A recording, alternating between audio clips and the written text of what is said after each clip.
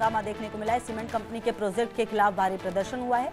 किसानों ने एसडीएम कार्यालय का घेराव कर दिया। 11 दिसंबर की जन सुनवाई रद्द करने की मांग की गई है।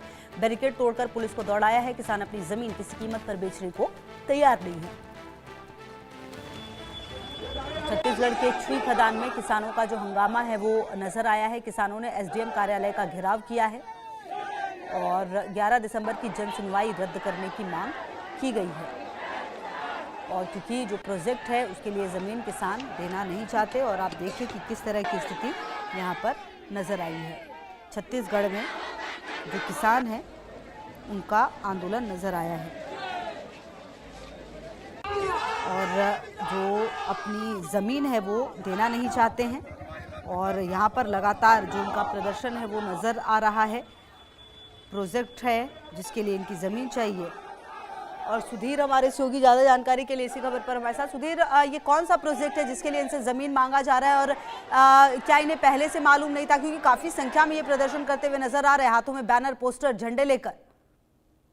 जी बिल्कुल, अगर देखा जाए तो किसानों का गुस्सा जो है एक बार फिर से देखने के लिए मिला है खैरागढ़ में। जो कि देखा जाए तो खैरागढ़ के जो चुई खदान है वहां पर सीमेंट कंपनी है, उसके एक प्रोजेक्ट उसका आना है। इसकी वजह से ग्रामीणों की कई ऐसी जमीन जो है उपजाऊ, जहां पर किसान जो है खेती बाड़ी करते हैं, उनकी जमीन जो है इस परियोजना की वजह से प्रभावित हुई है। साथ ही साथ वहाँ पास कई तालाब वगैरह भी है, तालाब भी कहीं ना कहीं इस परियोजना के तहत जो है प्रभावित होने वाले हैं और इसका विरोध जो है लंबे समय से किसान जो है करते हुए नजर आ रहे हैं। जिसके वजह से आज जो है एसडीएम कार्यालय बड़ी संख्या में किसान पहुंचे थे विरोध जाहिर करने के लिए, परंतु जिस प्रकार से प्रदर्शनकारियों साथ ही साथ जो पुलिसकर्मी थे उनके बीच में झड़प साफ तौर पर देखने की मिली। क्योंकि साफ तौर पर इससे पहले भी जो किसान है वो अपनी मांगों को लेकर के एसडीएम के पास पहुंचे, परंतु अब तक किसी प्रकार का किसी प्रकार कोई आश्वासन जो है उन्हें नहीं दिया गया, जिसके चलते आज जो है झड़प कहीं ना कहीं देखने के मिली। और लंबे समय से जन सुनवाई की भी बात करें, परंतु अब तक प्रशासन के द्वारा किसी प्रकार की कोई जन सुनवाई जो है अब तक नहीं। बताया जा रहा है कि 16 दिसंबर को ये जन सुनवाई होनी, परंतु अब तक किसी प्रकार की जन सुनवाई की जो सूचना है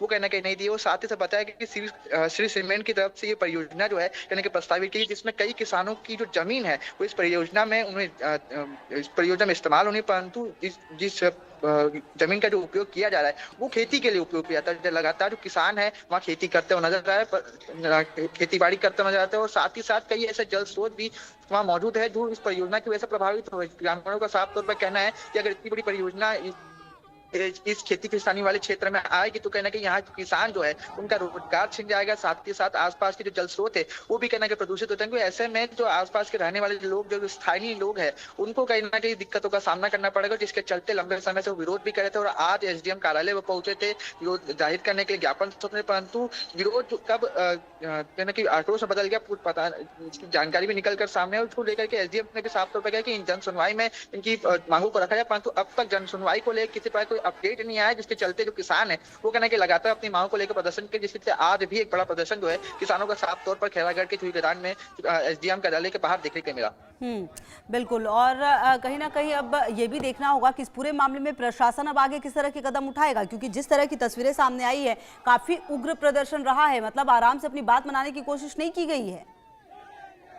बिल्कुल, अगर देखा जाए तो लगातार प्रदेश के कई ऐसे क्षेत्र है जहां पास किसान हो चाहे मजदूर वर्ग हो, वो अपनी मांगों को लेकर के विरोध प्रदर्शन करते नजर। हमने देखा कि इस प्रकार से अंबिकापुर में भी हमने देखा कि किसान अपने जो जमीन को लेकर के विरोध प्रदर्शन करते नजर। तो एक बार फिर से खैरागढ़ के चुई खदान में जो किसान है वो अपनी जमीन नहीं देना चाहते, क्योंकि लगातार कई ऐसी परियोजनाएं आ रही है प्रदेश में जिसकी वजह से किसानों की जो जमीनें हैं वो कहना कि उनसे जबरन ली जा रही है, जिसका विरोध जो है किसान लगातार करते नजर भी आ रहे हैं। और जिस प्रकार से आज जो तस्वीरें आई है वो जताती है कि किसान जो है किसी परियोजना के लिए अपनी उपजाऊ जमीन नहीं देना चाहते। साथ ही साथ तो सरकार की तरफ से मुआवजे की बात की जाती है। मुआवजे अगर देखा जाए तो अंबिकापुर की अगर बात करें तो अंबिकापुर में जिस प्रकार से तस्वीरें सामने आई उनमें किसानों का साफ तौर पर कहना था कि कई किसानों को मुआवजा तक नहीं मिला। लगभग 200 परिवार थे अंबिकापुर में जिनको मुआवजे की राशि मिलनी थी, परंतु मुश्किल से 15 से 16 किसानों को ही मुआवजे की राशि मिली। जिस प्रकार से चुई खदान में जो जमीन को लेकर विवाद उठा, किसानों का साफ तौर पर कहना कि हम अपनी उपजाऊ जमीन नहीं देना चाहते और साथ ही साथ जल स्रोत है